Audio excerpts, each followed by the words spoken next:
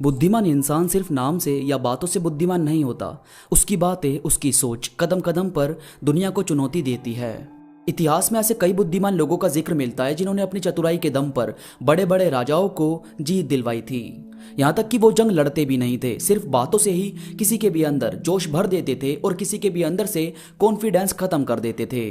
जैसे चाणक्य, बीरबल, तेनालीरामा। ये तो सिर्फ कुछ नाम है, मगर रियल लिस्ट बहुत ही ज्यादा लंबी है। आज मैं आपको बताने वाला हूं वो बातें जो आपके अंदर एक जोश भर देगी और आपकी बुद्धि को काफी तेज चलाएगी, जिससे ये दुनिया आपको कभी हरा ना सके। तो बस आप जुड़े रहो इस वीडियो में आखिरी तक। और अगर आप अब तक मुझसे इंस्टाग्राम पर नहीं जुड़े तो इस वीडियो के बाद मुझसे इंस्टाग्राम पर अभी जुड़ो। वहां मैं काफी चीजें अपडेट करता रहता हूं जो मुझे यकीन है कि आपको जरूर पसंद आएगी। वहां पर आप मुझसे बात भी कर सकते हैं। इंस्टाग्राम का लिंक नीचे डिस्क्रिप्शन में मौजूद है। तो चलिए दोस्तों, शुरू करते हैं। तो भाई, सबसे पहले है बुद्धिमान लोग कभी भी किसी की बातों में इजीली नहीं आते। मतलब लोग आपको क्या बोलते हैं अगर आप वो बाद में सुनते हो, और आपकी आंखें, आपके कान आपको क्या देख और सुना रहे हैं, अगर आप उस पर फोकस करोगे तो आपको बुद्धिमान लोगों की लिस्ट में शामिल होने से कोई भी नहीं रोक सकता। अब जैसे एक गांव में 4 ठग रहते थे। वो अलग अलग गांव जाकर लोगों को अपनी बातों में फंसाकर ठगते थे। तो एक दिन एक आदमी अपने साथ गधा खरीद कर ला रहा था। वो जैसे ही गांव में आया तो उसे पहला ठग मिला और उसे बोलता है कि अरे भाई, बकरी कितने की लाए? तो इस आदमी ने कहा कि बकरी नहीं, गधा है जो पूरे 200 सिक्कों का मैंने खरीदा है। फिर थोड़ा आगे बढ़ा तो दूसरा ठग मिला। उसने भी यही कहा कि भाई, ये बकरी तो बड़ी सुंदर है, हमें बेचोगे क्या? तो फिर इसने यही कहा कि बकरी नहीं, गधा है। फिर थोड़ा आगे बढ़ा और तीसरा ठग मिला। तो उसने कहा कि भाई, ये बकरी दूध देती है या नहीं? तो अब इसे शक होने लगा कि कहीं मुझे सच में किसी ने बकरी तो नहीं दे दी, कहीं मेरे साथ धोखा तो नहीं हुआ। फिर जब चौथा ठग इसे मिला तो उसने इसे 100 सिक्के दिखाए और कहा कि भाई, मुझे ये बकरी 100 सिक्कों में बेच दो। मैंने पहले 50 में खरीदी है, मगर तुम्हें 100 दे दूंगा। अब यह आदमी इतना घबरा गया था, इसने वो गधा बकरी के रेट में उन ठगों को बेच दिया। फिर जब घर की तरफ बढ़ने लगा तो इसे महसूस हुआ कि इसके साथ धोखा हुआ है। वो लोग जरूर आपस में मिले हुए थे। अब ये गया सीधा बीरबल के पास। बीरबल को जाकर अपनी सारी बातें बताई।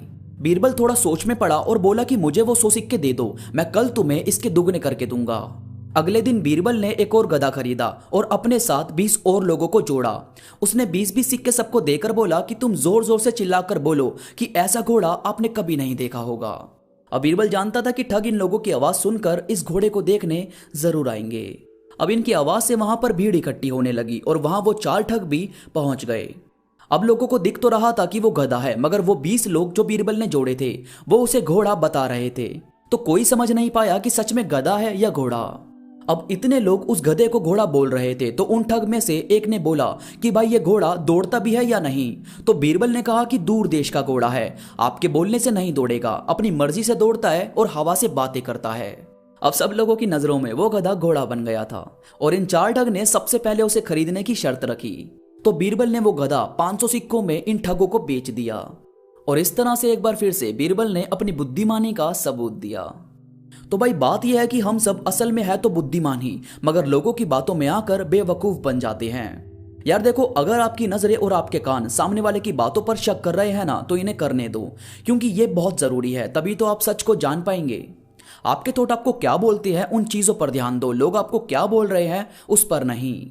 कभी भी खुद को नजरअंदाज मत करो, खुद की बातों को तवज्जो दो, खुद के फैसले देखो वो क्या कहते हैं। इसके बाद सेल्फ कंट्रोल होना बहुत जरूरी है। जैसे कई लोग होते हैं ना कि वो घर से तो कुछ और लेने निकलते हैं, लेकिन जब बाजार में उन्हें कई सारे ऑप्शन मिलते हैं तो वो कंफ्यूज हो जाते हैं कि ये लें या वो लें। देखो यार, असल बात यह है कि आपको कभी भी कंफ्यूज नहीं होना चाहिए। आपको सिलेक्ट वो करना है जो आपके लिए जरूरी है, जो आपके लिए सही है। यह नहीं कि कहीं भी किसी पर भी दिल आ गया और उसके पीछे चल दिए।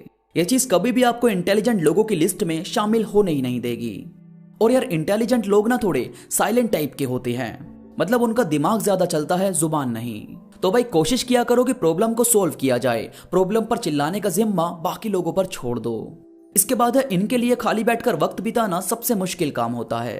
खाली बैठना एक ऐसा कंफर्ट जोन है जिसकी अगर किसी को आदत लग जाए तो वो इससे कभी निकल ही नहीं पाता।